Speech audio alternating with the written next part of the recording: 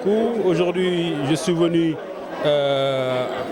avec l'association des personnes vivant en handicap à Thiès, commémorer la journée internationale qui est dédiée aux personnes vivantes. Vous l'avez dit, il y a beaucoup de retard et tout à l'heure je disais qu'en fait ces journées, au-delà du fait que ça doit être des journées de célébration symbolique, mais ça doit être également des journées d'action. Des journées d'action à travers lesquelles nous pouvons sentir des résultats très concrets.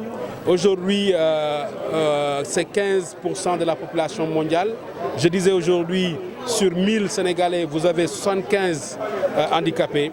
Et au-delà des chiffres, comme je l'ai dit, c'est des vies. Au-delà des chiffres, c'est du leadership. Au-delà des chiffres, c'est des ambitions. Au-delà des chiffres, c'est des perspectives à soutenir et à développer, à promouvoir. Et c'est la raison pour laquelle, nous l'avons toujours constaté, l'État signe très souvent beaucoup de conventions, ratifie beaucoup de conventions, mais peine dans la mise en œuvre. Et aujourd'hui, cette question relative aux personnes handicapées doit, pour moi, être une question primordiale parce que c'est une question d'inclusion sociale. Il faudrait qu'on fasse écho de cet engagement universel, de cet engagement collectif, de faire des sociétés dans lesquelles tout citoyen de toute race, quel que soit son état physique, quelle que soit sa situation, puisse participer activement, dignement et librement au développement économique, social et politique du pays. Non, je l'ai dit tout à l'heure, l'inclusion est l'affaire de tous. Et nous, effectivement, le mouvement Thiès d'abord n'a pas attendu. Nous avons, avec bien entendu le soutien de la présidente Yacine, que vraiment je félicite.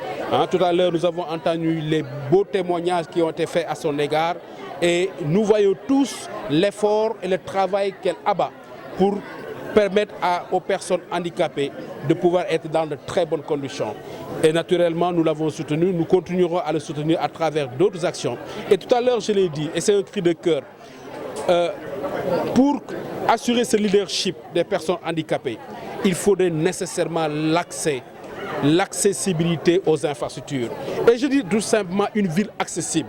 Il faudrait également que les services soient accessibles aux personnes handicapées. Il faudrait que l'éducation soit accessible aux personnes handicapées. Il faudrait que la formation professionnelle soit accessible aux personnes handicapées. Et ça, c'est le travail de tout un chacun.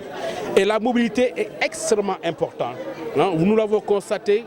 Vous voyez, pour arriver, pour sortir, combien il est difficile pour ces personnes de pouvoir bouger. Donc c'est un problème de mobilité. Et c'est pour la raison pour laquelle c'est un cri de cœur.